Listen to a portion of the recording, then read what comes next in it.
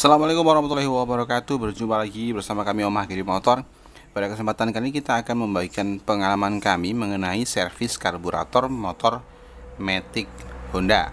Ya, semua motor Matic Honda itu sama, cara servisnya sama. Ya, ketika kita servis karburator itu sebenarnya poin-poin apa saja yang harus kita cek. Terus normalnya itu kayak gimana?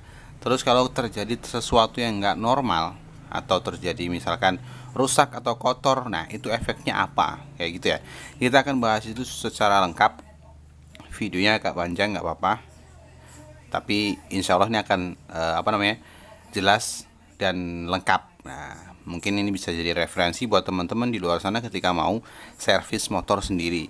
Kayak gitu ya. Seperti apa caranya? Simak videonya sampai habis.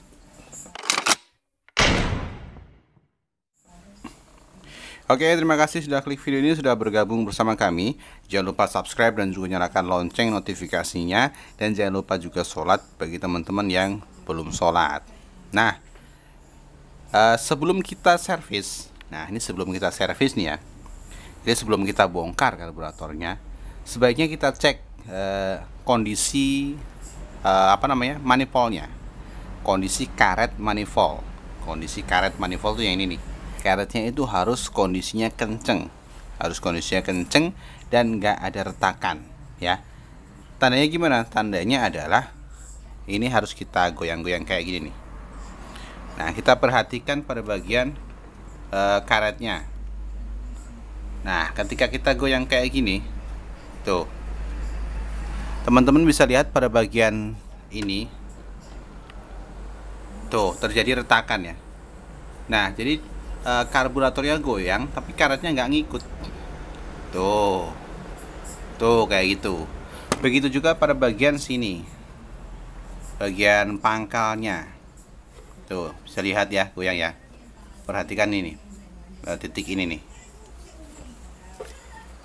kan saya goyang tuh, kelihatan ya. Terus kondisi ininya juga sama kondisi. Nah, ini bisa dilihat. Ini item ini bukan oli, tapi dia bahan bakar yang bocor ya. Bahan bakar yang bocor atau bensin yang bocor. Sehingga bisa dipastikan kalau kondisinya kayak gini, motor itu sebenarnya akan nggak maksimal. Kinerjanya ya nggak maksimal. Atau bisa dibilang ya kurang enak lah. Kurang enak. Jadi seharusnya bahan bakar dan udara itu langsung masuk ke ruang bakar. Dia nggak masuk ke ruang bakar langsung, tapi ada yang sedikit keluar ya, walaupun nggak terlalu banyak juga sih ya. Kalau sampai muncrat sih nggak, tapi ada sebagian yang keluar, sebagian yang nggak masuk ke ruang bakar. Ada juga ketika langkah hisap, udara yang seharusnya dia masuknya cuma lewat sana ya, dia ada yang masuk lewat sini ya. Itu biasanya bisa mengakibatkan RPM-nya atau langsamnya itu susah, bisa mati-matian, atau ketika kita gas dia itu lama turunnya. Jadi ketika kita gas besar dia lama turunnya, lama langsamnya. Nah, kayak gitu juga bisa.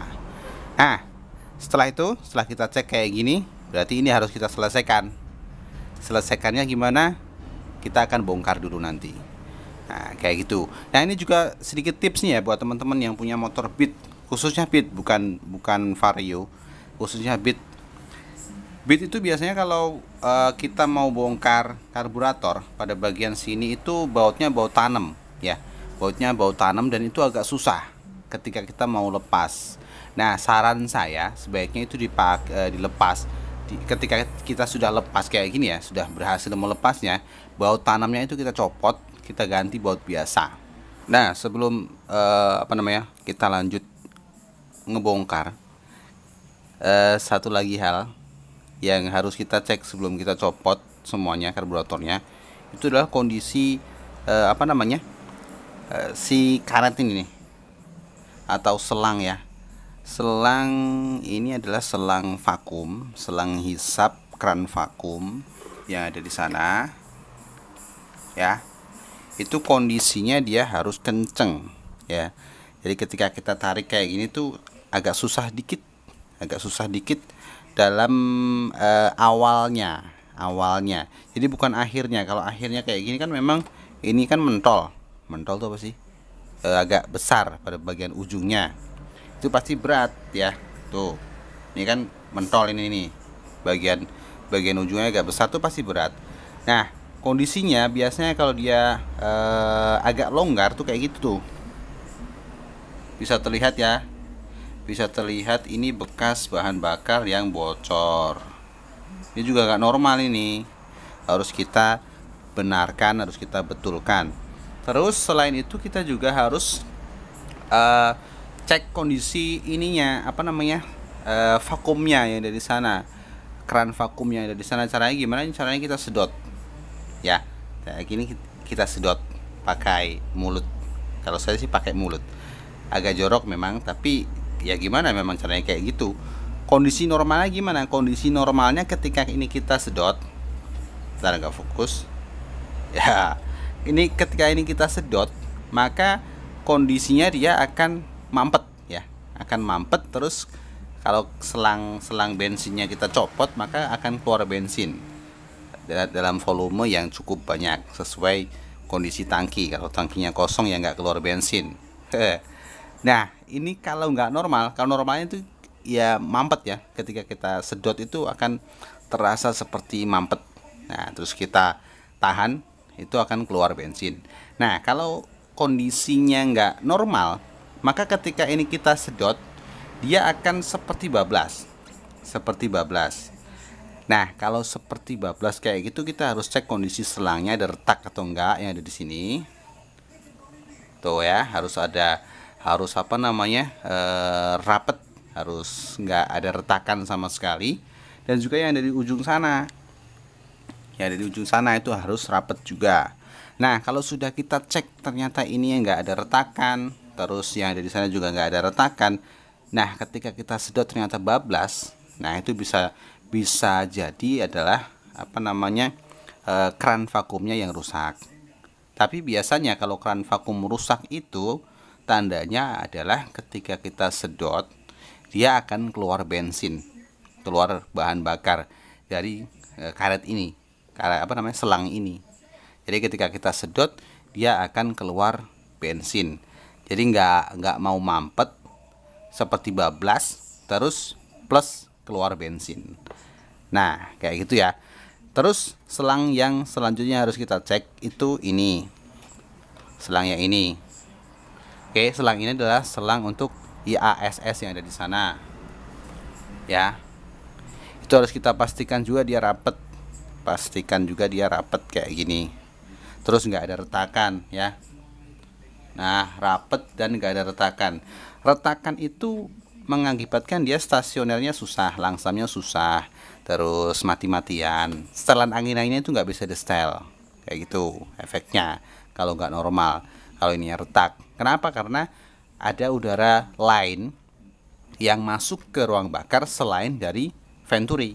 Nah kayak gitu, seharusnya campuran bahan bakar itu kan sudah tepat, karena melalui venturi masuk ke ruang bakar, bercampur dengan bahan bakar dulu ya di karburator, terus masuk ke ruang bakar. Nah ini ketika mau masuk ke dalam ruang bakar, ini ada udara yang lain yang masuk melalui selang ini, selang yang bocor ini. Makanya dua selang ini harus kita pastikan dalam keadaan oke semuanya. Nah terus ini kalau efeknya ini rusak gimana? Ini rusak apa namanya, keran vakumnya rusak, bensinnya masuk ke dalam, itu efeknya apa? Efeknya adalah dia jadi boros bensin, businya sering mati-matian, langsamnya nggak enak, atasnya juga kadang-kadang nggak enak. Tapi yang jelas yang paling sering itu adalah bensinnya boros dan juga busnya gampang mati. Nah gitu ya. Nah poin yang selanjutnya yang harus kita cek ketika kita mau servis motor Honda Matic itu adalah kondisi ini, apa namanya, saya bilang sih cuk otomatis ya, cuk otomatis atau cuk elektris. Nah, kayak gitu. Ketika kita bongkar ya, awal itu harus kita perhatikan kondisi cuknya. Kondisi cuknya itu ketika kita bongkar itu harus dalam keadaan kering ya, kering, benar-benar kering, sama sekali nggak ada bahan bakar. Nah, di motor ini kebetulan kondisinya adalah basah. Nah, ini ketika saya awal bongkar itu kondisinya basah. Nah, kondisi basah ini kenapa? Karena si cuknya ini nggak bisa nutup secara rapet, ya. Si cuknya ini nggak bisa nutup secara rapet. Itu bisa disebabkan oleh beberapa hal. Misalkan kondisi karetnya ini nih, karet o-ring yang ada di sini sudah mengeras atau patah, putus, ya, atau hilang. Efeknya apa? Efeknya udara itu bisa masuk. Efeknya udara bisa masuk, bisa saja mengakibatkan tersedotnya bahan bakar. Bisa saja kayak gitu. Tapi untuk karet ini memang sangat jarang terjadi kerusakan. Saya pastikan itu. Kalau ini masih ori ya. Kalau sudah diganti sih biasanya gampang keras memang. Tapi kalau masih ori itu biasanya nggak gampang rusak. Nah, terus poin selanjutnya itu adalah kondisi jarumnya ini, ya. Nah, kondisi jarum ini biasanya dia sudah aus. Terus kemungkinan yang selanjutnya adalah karet yang ada di sana. Tuh, karet hitam yang ada di tengah-tengah ini, ya. Karet hitam yang ada di tengah-tengah ini fungsinya adalah untuk nutup 100% yang ada di sana. Ya, kuningan itu. Nah, kuningan itu ditutup oleh karet itu. Nah, kalau kondisi karetnya ini sudah mengeras, ya, kalau kondisi karetnya sudah mengeras, otomatis dia nggak bisa nutup 100%, atau bahkan bisa dibilang dia terjadi kebocoran yang cukup membuat bahan bakar itu bisa tersedot. Ya, bahan bakar itu bisa tersedot masuk ke ruang bakar.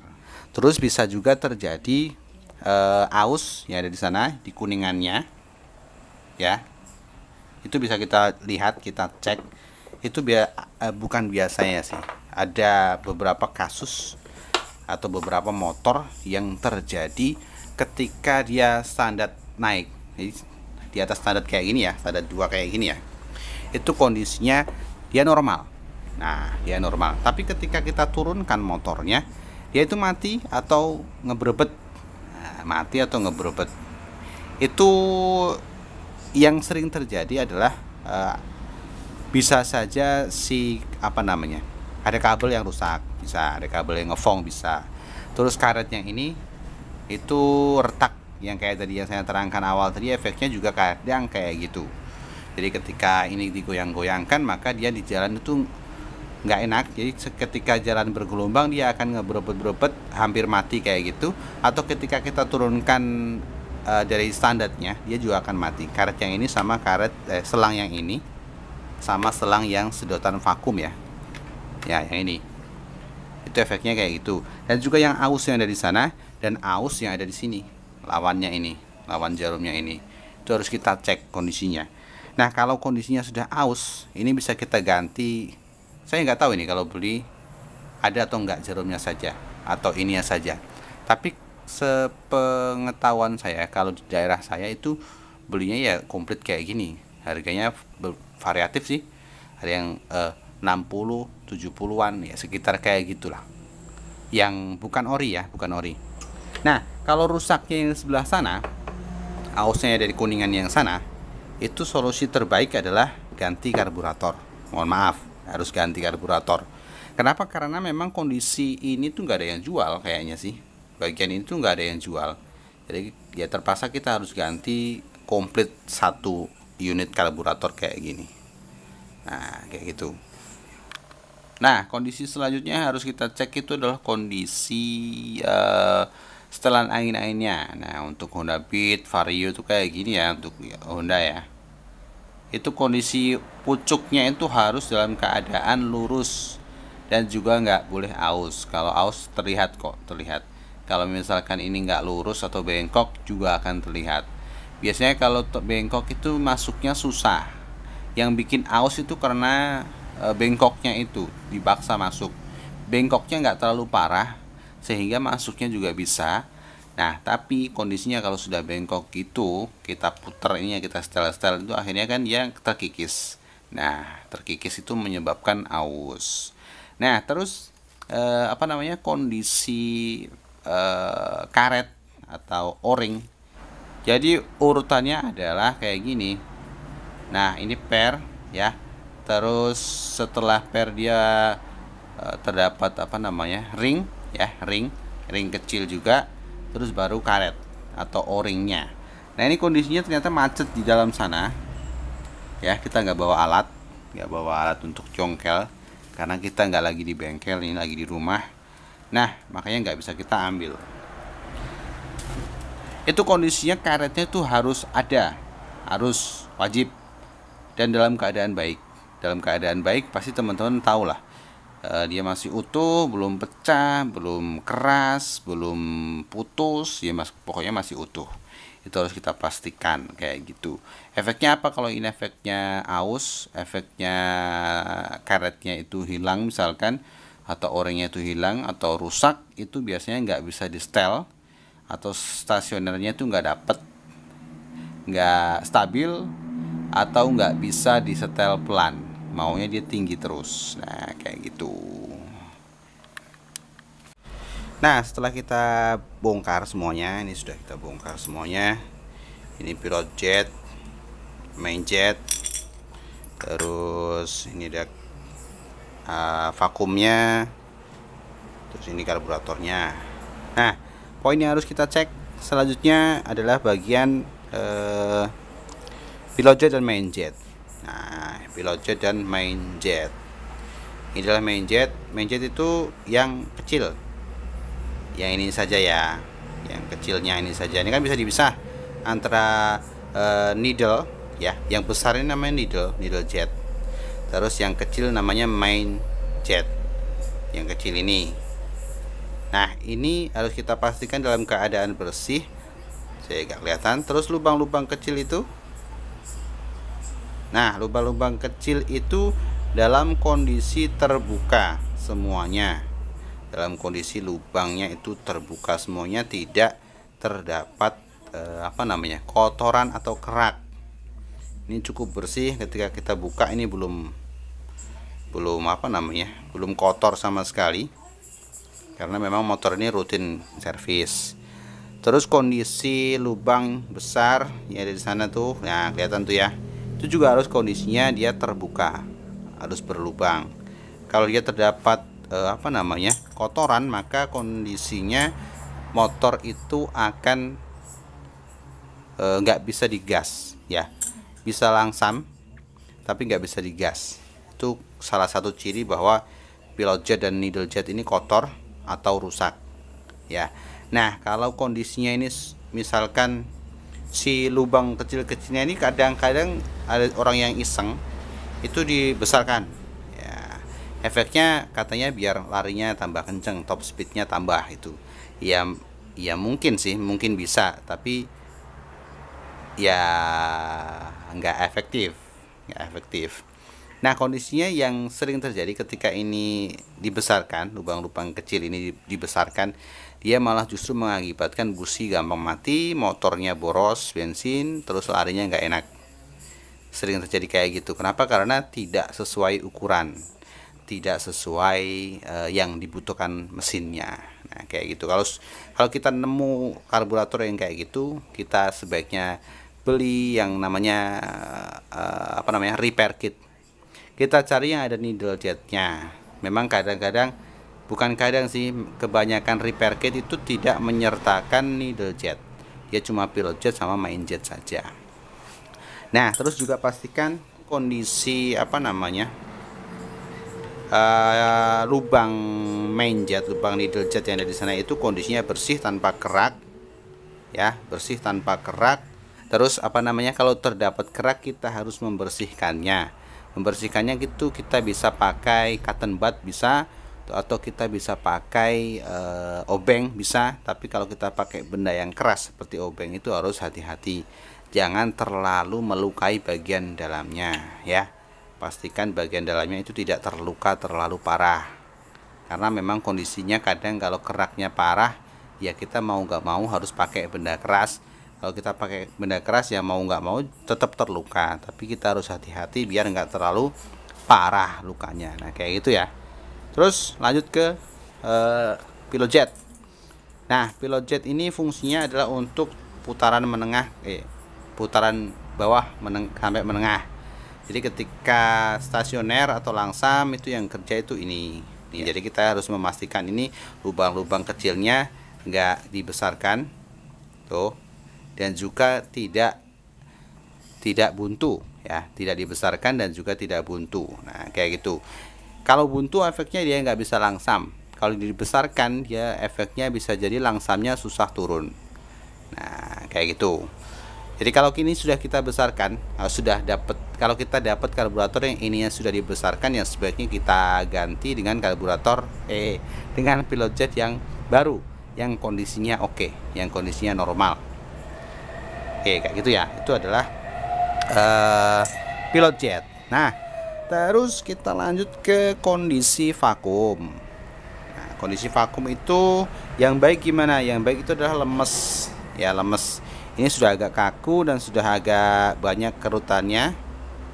Tuh, tapi nggak masalah kalau kondisinya kayak gini. Ini masih lemes juga, masih lemes, masih aman. Terus tidak ada retakan pada bagian kerutan ini nih. Yang sering kerutan-kerutan kayak gini tuh, yang ujung-ujungnya ini itu terdapat retakan. Nah, kondisinya kalau retakan itu banyak atau ya dikit juga sudah ngefek sih. Apalagi banyak, efeknya dia tenaganya kurang, bahkan bisa jadi nggak mau digas. Kenapa? Karena kebocoran udara, dia nggak mau naik ya, dia nggak mau naik. Iklan cima. Nah kayak gitu ya. Kalau sudah retak, kalau ini sudah retak bolong, sampai retak sampai bolong, harus kita ganti vakum ya.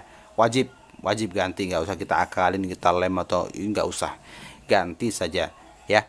Terus satu lagi belum kita buka itu adalah ACV. Ntar kita akan buka ACV nya ya. Nah ini sudah kita bongkar dan belum kita apa-apakan ya, dan kondisinya dia basah. Nah kondisi basah ini adalah kondisi yang tidak benar, kondisi yang salah. Kenapa? Karena harusnya di bagian sini itu adalah bagian yang kedap udara ya, bagian yang kedap udara. Apalagi bahan bakar tuh harusnya tidak bisa masuk. Wah parah tuh, bagian sananya tuh basah sekali tuh, kelihatan ya. Nah hal ini bisa disebabkan karena kondisi si ACV nya atau air cut off valve ininya, karetnya ini, katupnya ini sudah retak-retak, atau kalau nggak retak-retak dia seperti keropos, jadi terlihat serat-seratnya ya, tapi kalau kondisinya ini, motor ini, karburator ini masih bagus. Lalu kondisi kok bisa basah? Nah penyebabnya apa? Penyebabnya bisa jadi pada bagian karet kecilnya mana. Nah ini tuh kan, bener kan? Nah karet kecil ini biasanya dia nggak mau, tuh kan bisa kelihatan dia nggak presisi. Harusnya tuh ini nggak miring di bagian ini ya. Waduh nggak fokus.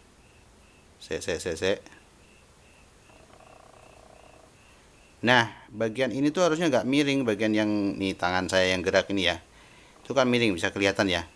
Efeknya apa? Kalau efeknya nggak miring kayak gini, dia nggak mampu menutup udara. Itu kan fungsinya untuk sedotannya untuk menggerakkan vakumnya. Untuk lebih jelasnya tentang ACV bisa dilihat di video saya yang lain, yang nanti insya Allah linknya saya kasih di bawah kalau nggak lupa. Kalau lupa bisa dicari di channel saya tentang ACV. Nah kayak gitu ya. Pokoknya intinya biar videonya nggak terlalu panjang, ini kondisinya harus rapet ya. Ini kondisinya harus rapet.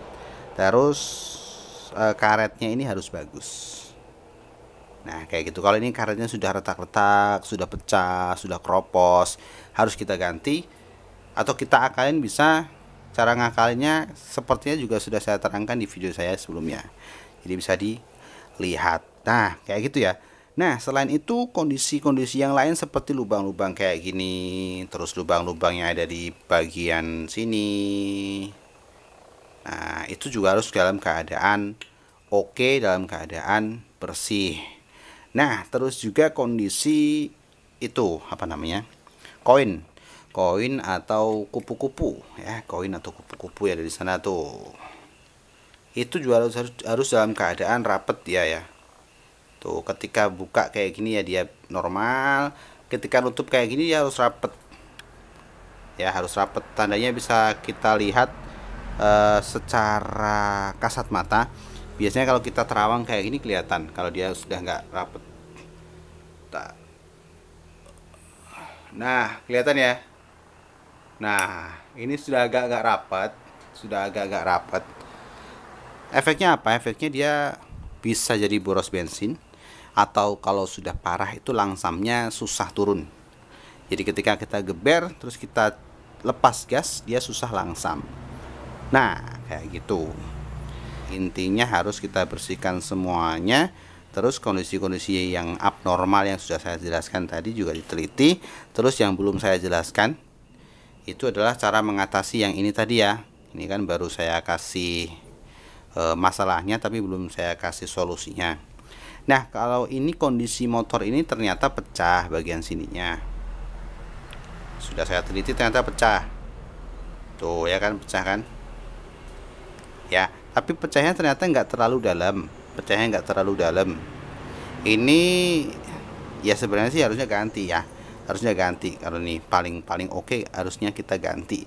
Nah, tapi kondisinya buat teman-teman yang di luar sana ketika digoyang-goyang kayak awal yang tadi ya, tapi kondisinya sudah bergoyang tapi nggak ada pecah sama sekali, solusinya adalah ini kita lepas tuh, bentar. Nah, shock ini harus kita lepas ya. Shock ini kita lepas. Kenapa? Karena shock ini fungsinya adalah ketika dia masih dari pabrik itu ya. Itu fungsinya agar si klemnya ini nggak terlalu kenceng, ngeklem karetnya. Tujuannya apa? Tujuannya agar tidak terjadi retakan atau pecah pada bagian ininya. Apa mungkin pecah? Ya mungkin saja ya, mungkin saja. Makanya dicegah atau antisipasi menggunakan shock itu. Nah, tapi kalau kondisinya motor sudah beberapa belas tahun ya, sudah beberapa belas tahun, sudah lama lah pokoknya, karet ini lama-lama juga akan mengeras ya, karet ini lama-lama juga akan mengeras. Terus kondisinya kalau bautnya masih pakai ini, otomatis dia nggak bisa ngepres maksimal ya, otomatis dia nggak bisa ngepres maksimal. Jadi ini kita bisa copot, terus kita pasang tanpa menggunakan ini. Contohnya gimana? Bentar, akan kita contohkan. Kita lepas, kita skip ya proses pelepasannya. Nah, ini sudah kita lepas, terus sudah kita pasang, tapi belum kita rakit ya. Tuh. Ya, jadi masih kondisinya tuh. Ini intinya untuk biar lebih meyakinkan saja. Jadi bosnya ini nih, bosnya. Tuh, bosnya sudah kita lepas dua-duanya. Di sana tanpa bos. Tuh, ini sama ini. Jadi kita kencengkan apa ya? Jangan terlalu kenceng. Ya kita pakai perasaan, kita pakai feeling. Kenapa? Karena memang ada resiko bahwa ini bisa pecah. Karetnya bisa pecah, atau karburatornya atau manifoldnya bisa pecah. Ada resiko kayak gitu, tapi nggak terlalu besar memang. Tapi kalau kita lagi mujur ya, lagi baik nasibnya itu ya bisa pecah beneran. Makanya kita harus kira-kira pakai perasaan. Nah, kalau sudah kita kencengin dia tuh kan, bisa dilihat bahwa ketika saya goyangkan karburatornya, maka karetnya akan ngikut ya, karetnya akan ngikut. Dia nggak goyang sendiri-sendiri. Itu bisa dilihat pada poin yang ini tadi, yang awal saya kasih lihat tadi kan, ini ikut goyang ya, jadi karetnya itu geser-geser. Nah, kalau ini sudah enggak tuh, Perlu dikasih lem atau enggak usah ya, enggak usah. Kalau kita kasih lem kadang memang kondisinya dia akan susah kita lepas nantinya ya. Nah, itu beberapa poin yang perlu teman-teman cek ketika servis karburator. Terima kasih buat yang sudah nonton dari awal sampai akhir. Saya doakan dalam keadaan sehat walafiat bagi teman-teman semuanya dalam lindungan Allah Subhanahu wa taala. Terus yang sakit segera diberikan kesembuhan kayak gitu ya. Oke, terima kasih. Video kali ini saya akhiri. Jangan lupa subscribe dan juga nyalakan lonceng notifikasinya. Dan jangan lupa juga sholat nih buat teman-teman yang belum sholat. Oke, terima kasih. Saya akhiri. Assalamualaikum warahmatullahi wabarakatuh. Semoga bermanfaat.